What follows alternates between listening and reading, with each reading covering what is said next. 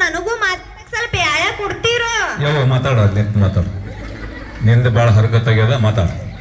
ಎಲ್ರು ಶರಣರಪ್ಪ ಶರಣ. ಇವತ್ ನಮ್ ದೇಶದಾಗ ಏನ್ ನಡೆದೈತ ನಮ್ಗೆ ಗೊತ್ತೈತೇನ್ರೋ ನಿಮಗ? ಇವತ್ತ 26 ಜನವರಿ ಅದ ಅಂದ್ರ ನಮ್ ದೇಶದ ಆಡಳಿತ ಹೆಂಗ ನಡೆಸ್ಬೇಕನ್ನೋದು ನಮ್ ಬಾಬಾ ಸಾಹೇಬ್ ಅಂಬೇಡ್ಕರ್ ಅವರು ಒಂದು ಕಾನೂನಿನ ಪುಸ್ತಕ ಬರ್ದಾರ. ಅದಕ್ಕ ಇನ್ನೊಂದ್ ಹೆಸರ್ನಾಗ ಸಂವಿಧಾನ ಅಂತ ಕರೀತಾರ. ಅದು ಇವತ್ತ ನಮ್ ದೇಶದಾಗ ಜಾರಿಗೆ ಬಂದ ದಿನ ಐತಿ.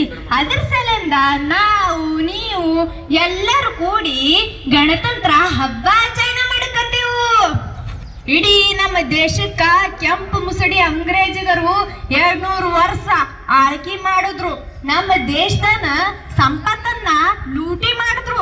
ಅದಕ್ಕಂತ ಹೇಳಿ ನಮ್ ದೇಶ ದೊಡ್ಡ ದೊಡ್ಡ ನಾಯಕರೆಲ್ಲ ಬಾಳ ಬಡ್ದಾಡ್ರಂತ. ಈ ಎಳೆದಾಗ ಅವ್ರ ಹೆಸರು ಹೇಳ್ಬೇಕಂದ್ರ ಗಾಂಧಿ, ನೆಹರು, ಅಂಬೇಡ್ಕರ್, ಬೋಸ ಇನ್ನ ಬಾಳ ಮಂದಿ ಅದಾರ. ಅವರೆಲ್ಲ ಸೇರಿ ಬಡ್ದಾಡಿ ನಮ್ ದೇಶಕ್ಕ ಸ್ವಾತಂತ್ರ್ಯ ತಂದು ಕೊಟ್ರು.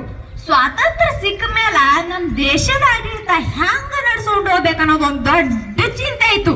ಅವಾಗ ನಮ್ಮ ದೇಶದ ನಾಯಕರು ಕೂತ್ಕೊಂಡು ಸಭಾ ಸೇರಿ ನಮ್ಮ ದೇಶಕ್ಕ ಎಂತ ಸಂವಿಧಾನ ಬೇಕಾಗ್ಯನ್ನೋದು ಚರ್ಚೆ ಮಾಡಿ ಅದು ಬರೆಯಾಕ ನಮ್ ಬಾಬಾ ಸಾಹೇಬ್ ಅಂಬೇಡ್ಕರ್ ಅವ್ರಿಗೆ ಒಪ್ಸಿದ್ರು. ಅವರು ಜಗದಾಗಿನ ಬ್ಯಾರೆ ಬ್ಯಾರೆ ದೇಶಕ್ಕೆ ಹೋಗಿ ಅಲ್ಲಿನ ಸಂವಿಧಾನ ಅಭ್ಯಾಸ ಮಾಡಿ ಅದ್ರಾಗಿನ ಚಲೋ ಚಲೋ ವಿಷಯಗಳನ್ನ ಆಯ್ಕೊಂಡು ನಮ್ಮ ದೇಶಕ್ಕೆ ಏನ್ ಹರ್ಕತ್ತಯ್ಯದ್ ನೋಡಿ ಅಂತದೊಂದು ಸಂವಿಧಾನನ ಬುಕ್ಕಾನೇ ಬರೆದು ಕೊಟ್ರು.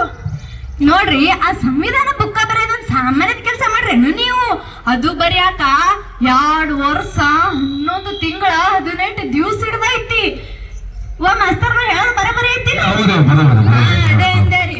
ಅದಕ್ಕೆ ಮುಂದ 1950 26 ಜನವರಿಗೆ ನಮ್ಮ ದೇಶದಾಗ ಚಲಾವಣೆಗೆ ತಂದ್ರು. ಅವತ್ತಿನಿಂದ ಇವತ್ತಿನ ತನ ನಾವು ನೀವು ವರ್ಷ ವರ್ಷ ಧೂಮ್ಧಾಮ್ ಹಬ್ಬ ಆಚರಣೆ ಮಾಡಕತ್ತೀವಿ. ನೋಡ್ರಿ, ಬರೀ ಹಬ್ಬ ಆಚರಣೆ ಮಾಡಿದ್ರೆ ಆಗಲ್ಲ, ಅದನ್ನ ಚಂದಾಗಿ ಕಾಪಾಡ್ಕೊಂಡು ಹೋಗೋದು ನಮ್ಮ ಧರ್ಮ ಆಗೈತಿ. ಅದು ಚಲೋ ಇದ್ರೆ ನಾವು ನೀವು ಚಲೋ ಆಡ್ತೀವಿ ಅಂತ ಹೇಳ್ಕೊತ ನನಗೂ ಮಾತಾಡಕ್ಕೆ ಸ್ವಲ್ಪ ಯಾಯ ಕೊಟ್ಟಿದ್ದ ನಿಮಗ ಮತ್ತ ನಮ್ಮ ಮಾಸ್ತರ್ಗಳಿಗೆ ಮತ್ತೊಮ್ಮೆ ಶರಣಾರ್ಥ ಹೇಳ್ಕೊತ ನಾನು ಮಾತು ಮುಗಿಸ್ತೀನಿ. ಜೈ ಹಿಂದ್.